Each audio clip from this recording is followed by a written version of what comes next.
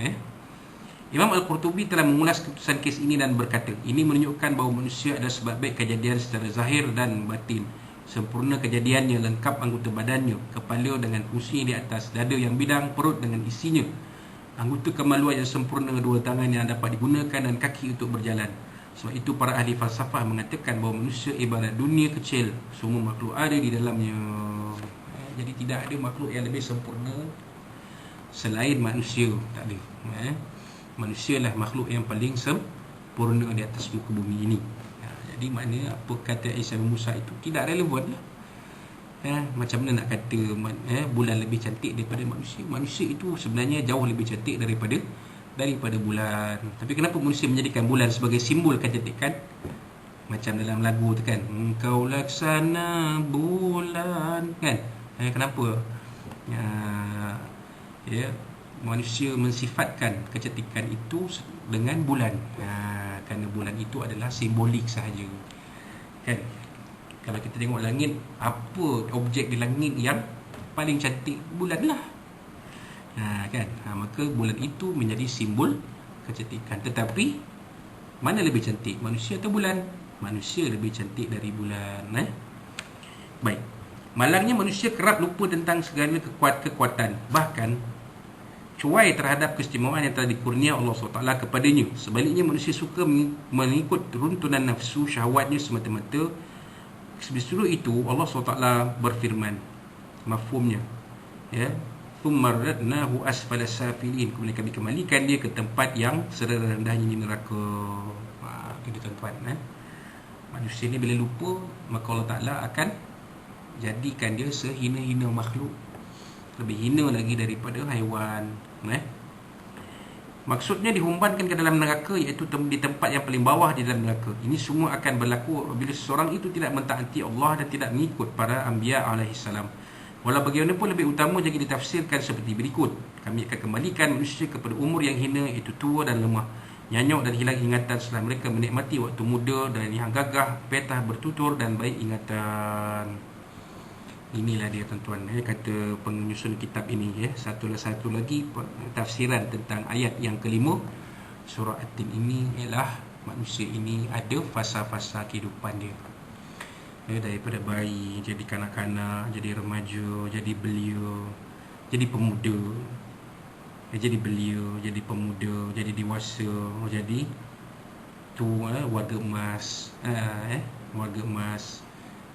Akhirnya bila warga emas tu ada tahap dia akan mengalami kegagalan fungsi sesetengah anggota badan. Mungkin mata dah kabur, tepi dah kendor, uban dah memutih, gigi dah terabur. Tu kata orang Perak lah. Jadi manusia ini ada fasa-fasa kehidupan dia. Kalau panjang umur kita, maka kita akan melalui fasa-fasa kehidupan ni, sampailah dalam Al-Quran tu menyebut ada yang akan dimatikan pada usia yang awal, ada yang akan dimatikan pada usia yang sangat lanjut. Dan Nabi SAW sendiri pun dah mengatakan, inna a'mar ummati baina sittin wa sab'in, sungguhnya umur umatku antara 60 hingga 70 tahun. Jadi kita ni kalau dah sampai umur 70 ke atas tu maknanya Allah Ta'ala bagi kita keistimewaan, kelebihan yang tak ada pada orang-orang lain. Mungkin ada ramai lagi orang-orang lain yang telah menemui kematiannya sebelum usia 60 tahun. Memang ada, macam sahabat kita, ada seorang sahabat saya dalam PDRM meninggal pada sehari sebelum hari raya Idul Fitri, masih dalam bulan Ramadan, hari Jumaat pula meninggalnya. Usia dia baru 48 tahun. Setahun lebih tua daripada saya. Bayangkan usia 48 dah, tak sampai 50 pun dah dijemput oleh Allah Subhanahu Wa Taala. Masya-Allah. Begitulah keadaannya. Dan kita tak sangka seorang yang ceria, yang peramah, yang suka berbicara, maka Allah Ta'ala ambil, yang mempunyai penghayatan agama yang baik, maka Allah Ta'ala ambil dia. Allah Ta'ala sampaikan ajalnya pada usia itu. Jadi kita yang masih hidup ni bersyukurlah pada Allah SWT. Ya, Allah Ta'ala masih lagi bagi kita kehidupan. Wallahu alam. Berdasarkan tafsiran yang terdahulu yang menafsirkan maksudnya ialah manusia berkenaan masuk neraka kerana kekafiran segolongan mereka. Ini adalah pendapat Al-Hasan, Mujahid Ibnu Al-Aliyah, Ibnu Zaid dan Qatadah. Ini semua adalah ulama-ulama tafsir zaman tabi'in. Oleh itu istithna dalam ayat ini ilal ladzina amanu adalah istithna muttasil. Ini dalam ilmu tafsir lah. Ya. Mana manusia ni thumma radadnahu asfala safilin. Kemudian kami akan masukkan kamu jadikan kamu serendah-rendah makhluk. Serendah-rendah makhluk ciptaan Allah SWT. Illa alladhina amanu, melainkan bukan semua manusia ni akan Allah Ta'ala hinakan ataupun rendahkan, jatuhkan martabatnya menjadi sehina-hina makhluk. Tak semua tuan, tak semua. Ada kekecualiannya. Sebab tu disebut istithna. Istithna ini kekecualian. Kecuali. Apa dia? Seseorang itu akan begini-begini kecuali.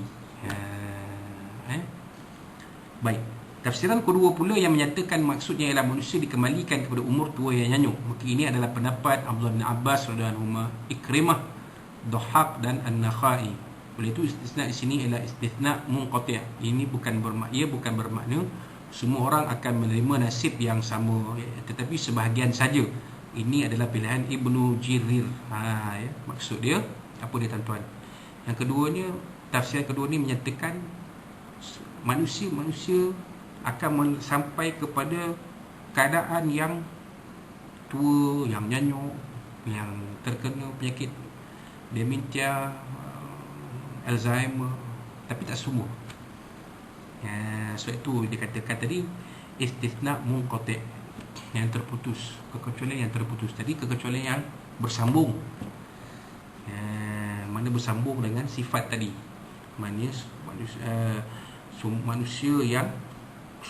Manusia akan dijatuhkan, diturunkan darjatnya oleh Allah SWT ke serendah makhluk, kecuali dia bersambung tu kecuali.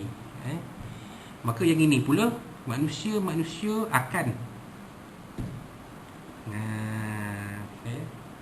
melalui umur tua dan nyanyuk, kecuali dia terputus, tak ada kena-mengena pun. Belum tentu manusia yang tua yang nyanyuk ini bukan orang yang rendah darjat dia. Kadang-kadang orang yang tinggi darjat dia jadi macam tu. Kan? Ini semua adalah bahagian dari Allah SWT. Orang yang rajin membaca Al-Quran, rajin membaca buku-buku pun, kalau Allah Ta'ala nak bagi penyakit nyanyuk, dia akan jadi macam tu. Tetapi kata orang-orang alim, salah satu perkara yang boleh mencegah seseorang daripada terkena nyanyuk ialah dengan membaca Al-Quran. Maka kita bacalah Al-Quran, paling tidak pun tiap-tiap minggu surah Yasin dan juga surah Al-Kahfi atau dia ada slash atau surah Al-Kahfi. Nak baca dua-dua boleh, nak baca salah satu pun tak apa. Kita tidak bersifat rigid hal ni. Ada setengah orang dia kuat kepada surah Al-Kahfi, dia Al-Kahfi tu. Bila sebut Yasin dia buat tak tahu. Ada setengah pula Yasin tu, bila sebut Kahfi buat tak tahu. Jadi kita combinekan, kita gabungkan dua-dua. Kerana kedua-dua surah ini memiliki kelebihan-kelebihannya yang tersendiri. Nak baca dua-dua boleh, nak baca satu ikutlah. Ikut pada tuan-tuan dan puan-puan ni. Jangan pula kita menafikan kelebihan salah satu daripada dua surah ini, ataupun kita memandang remeh kepada salah satu surah ini. Wallahu a'lam. Maka itulah kata sebahagian ulama tafsir mengatakan bahawa illa itu istisna munqati'. Kerana apa? Kerana sifat nyanyuk, tua nyanyuk itu yang disebut sebagai yang ditafsirkan ayat laqad khalaqnal insana thumma radadnahu asfala safilin itu, bila sambung ilal ladzina amanu tu dia munqati', terputus, tak kena mengena. Tapi istisna tu ada di situ. Begitulah wallahu alam. Firman Allah SWT